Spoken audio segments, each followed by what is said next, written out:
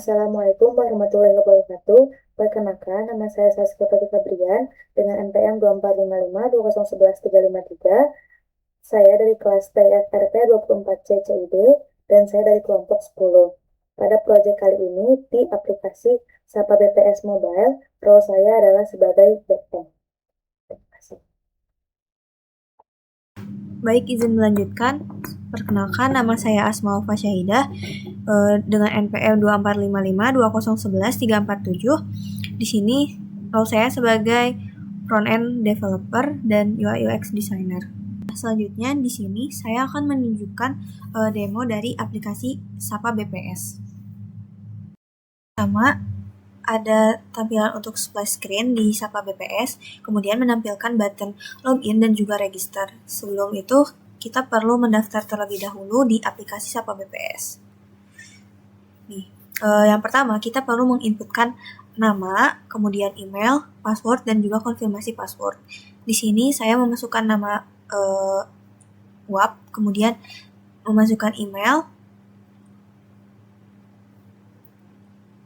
kemudian memasukkan password, dan juga konfirmasi password. Setelah itu, menekan button register. Nah, di sini ada peringatan bahwa kita perlu memasukkan 8 karakter untuk passwordnya. Nah, setelah itu diarahkan untuk login. Di sini memasukkan email dan juga passwordnya. Setelah itu, user dapat mengeklik button login. Di sini adalah tampilan dashboard dari user atau role user. Di sini ada juga tombol plus di sini untuk memasukkan antrian.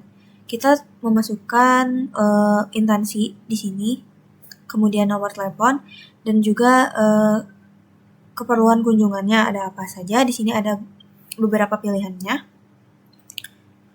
Di sini saya memasukkan kunjungan akademik, kemudian menekan tombol. Di sini statusnya adalah menunggu. Dan di sini menampilkan kode QR yang di bawahnya juga ada nomor antrian, kemudian nama instansi, nomor telepon, ada juga tanggal dan juga jamnya. Kemudian di sini juga kita dapat membatalkan antriannya. Di sini saya akan masuk ke role admin dan memasukkan email dan juga passwordnya. Ini adalah tampilan untuk dashboard admin.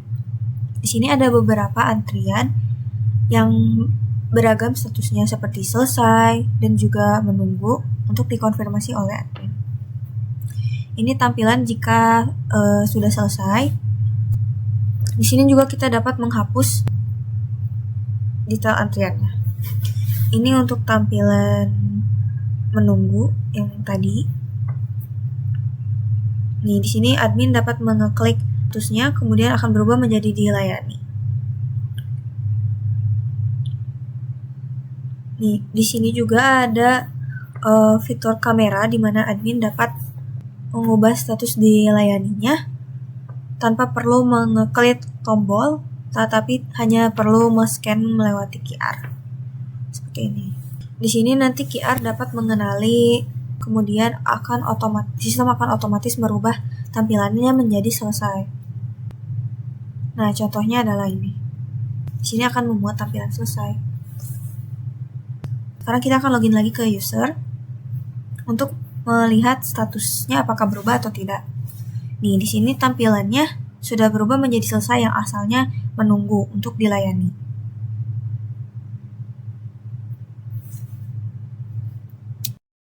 Nah, jadi itu dia demo dari aplikasi Sapa BPS.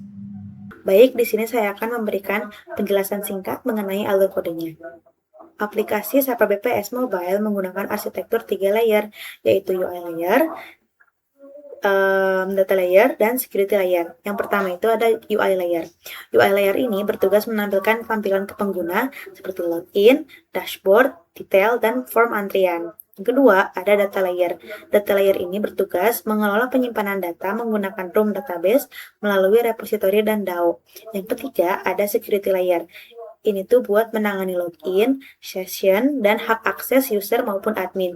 Singkatnya itu dari user ke activity, dari activity ke repository, lalu ke DAO, dan yang terakhir itu di database-nya. Nah, kita itu pakai room database sebagai tempat penyimpanan datanya. Baik, selanjutnya saya akan menjelaskan bagaimana sih alur login yang terdapat di aplikasi SAP BPS mobile ini. Saat user login, aplikasi akan mengambil data berdasarkan email dari database. Alurnya itu, user memasukkan email dan password. Repository mengambil data user melalui user DAO. Password yang diinput tidak dibandingkan langsung, tetapi di-hash menggunakan PPKDF2. Oke, PPKDF2 itu apa sih? PPKDF2 itu password based key derivation function 2. Itu tuh semacam algoritma kriptografi standar yang digunakan untuk membuat kunci kriptografi yang aman dari kata sandi. Kenapa aman dari kata sandi? Karena menggunakan metode ini, password tuh di-hash terlebih dahulu. Jadi secara gampangnya itu password tidak pernah disimpan dalam bentuk asli. Sehingga akan lebih aman untuk user-user yang menginput passwordnya pada saat daftar. Oke, selanjutnya di alur yang keempat, jika hash cocok, session manager membuat session login. Nah, yang alur kelima ini yang terakhir, user diarahkan ke main activity. Oke, selanjutnya adalah saya akan menjelaskan cara CRUD bekerja. Nah, CRUD itu adalah create, read, update, dan delete. Nah, oke, untuk yang pertama itu adalah C. C itu create. Nah, saat user membuat antrian, user tuh akan mengisi form, lalu repository membuat objek cashbook, yang ketiga itu nomor antrian dibuat otomatis seperti A001. Nah, untuk nomor antrian akan saya jelaskan lebih lanjut setelah ini. Lalu yang terakhir itu data disimpan ke room database. Yang kedua itu ada read.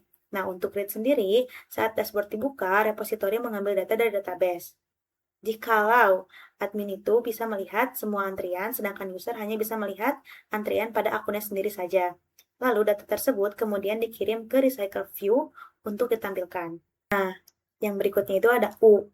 U itu update. Nah, update ini digunakan saat admin mengubah status, contohnya dari menunggu, dilayani, dan selesai. Status diubah menggunakan query update pada database.